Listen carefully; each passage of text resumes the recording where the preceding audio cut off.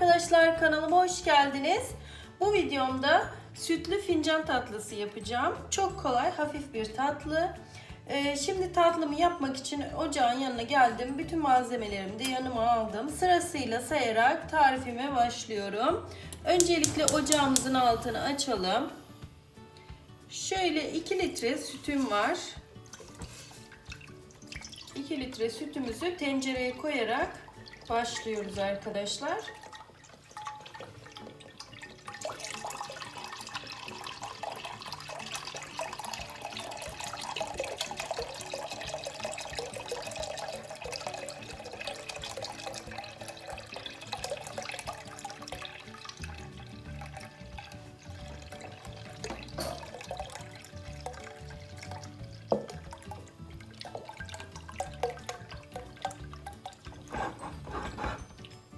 Evet, sütlerimi pişirme tenceremin içerisine koydum.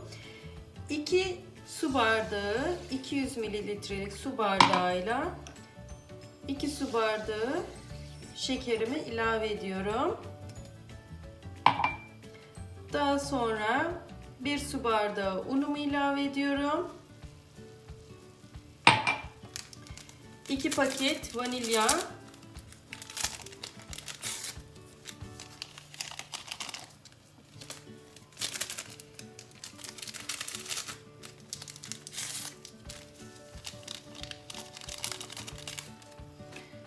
Ve 50 gram tereyağım var. 50 gram tereyağımı da koyduktan sonra şimdi sürekli karıştırarak bu şekilde muhallebimizi hazırlayacağız. Sütlü fincan tatlımızın muhallebisini hazırlıyoruz arkadaşlar.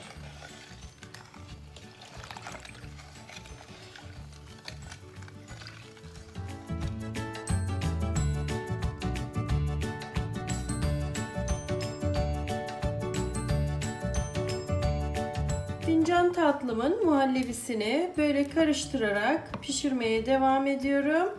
Artık hemen hemen kaynama noktasına ulaşmak üzere. Kaynamaya başlayınca altını kapatacağım. Bakın gördüğünüz gibi çok güzel bir şekilde koyulaştı, kalınlaştı. 1-2 taşım kaynadıktan sonra artık ocağımın altını kapatacağım ve muhallebimi fincanlara boşaltmaya başlayacağım arkadaşlar. Evet, bakın artık kaynıyor. Kabarcıklar çıkmaya başladı. Dibini tutmadan hemen artık ocağın altını kapatıyorum.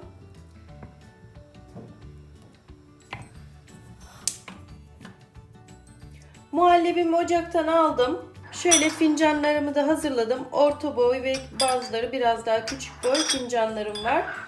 Şimdi muhallebimi daha rahat boşaltabilmek için şöyle bir sürahiye koydum. Ve boşaltmaya başlıyorum. Fincanların içerisine koyarak şöyle biraz yarım koyduktan sonra içine fındık koyuyorum. Ve tekrar üzerini dolduruyorum. Fincanları tamamen doldurmuyoruz.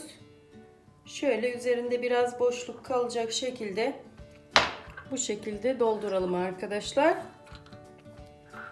Hepsini böyle azar azar muhallebiden koyup sonra devamında 2'şer tane veya arzu ederseniz 3'er tane fındık koyarak tamamen bütün fincanlar bitinceye kadar, bütün muhallebimiz bitinceye kadar böyle devam edelim.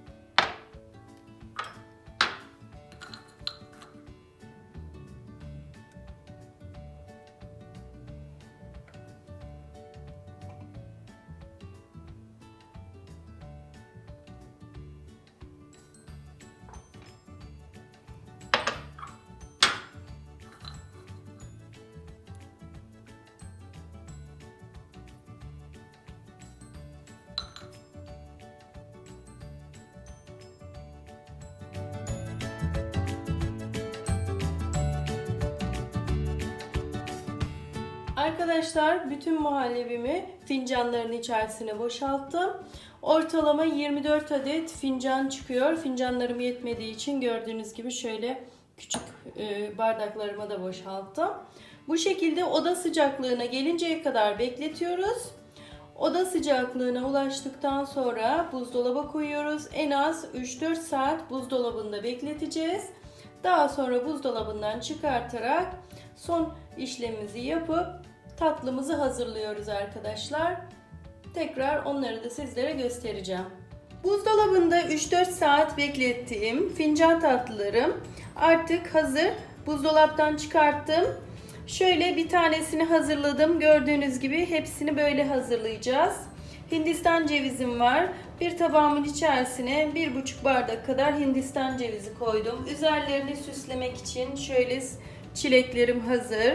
Şimdi nasıl çıkartacağımızı gösteriyorum. Tabii ki şu kenar kısımları yapıştığı için elimizle şöyle yavaş yavaş bakın o kısımları açıyoruz. Elimizin içerisine vurarak bu şekilde çıkartıyoruz. Bakın şu anda çıkmak üzere.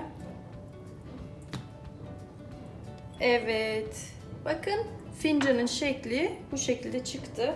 Şimdi bunu alalım. Hindistan cevizimizin içerisine koyalım. Kaşıkla da etrafına şöyle Hindistan cevizinden bulayalım.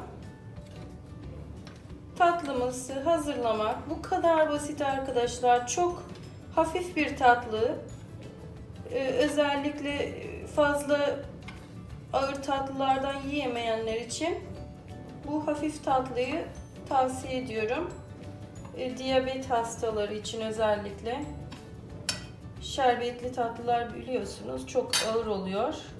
Bu şekilde hafif tatlılarla tatlı ihtiyacınızı karşılayabilirsiniz diyorum.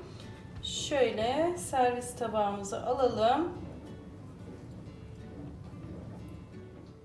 Tatlılarımın hepsini fincandan çıkartarak onları Hindistan cevizine buladım. Arkadaşlar bu ölçüyle tam 24 adet fincan tatlısı çıkıyor.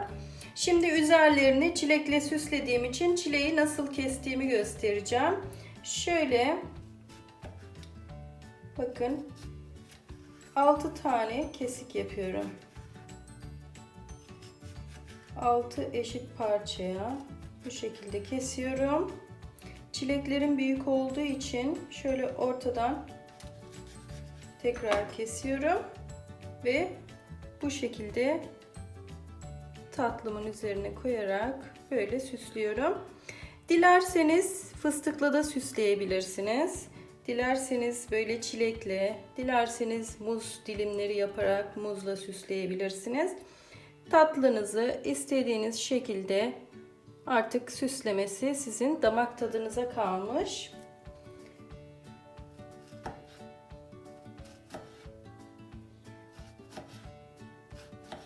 Lezzeti harika, yapımı da çok kolay. Hafif bir tatlı tarifini sizlerle paylaştım arkadaşlar.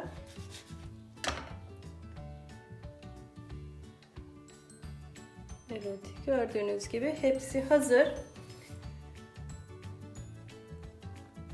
Videomu izlediğiniz için çok teşekkür ediyorum. Yeni videolarda görüşmek üzere. Sibel World'a abone olmayı, zil işaretine basarak yeni videolardan her daim haberdar olmayı unutmayın arkadaşlar. Hoşça kalın.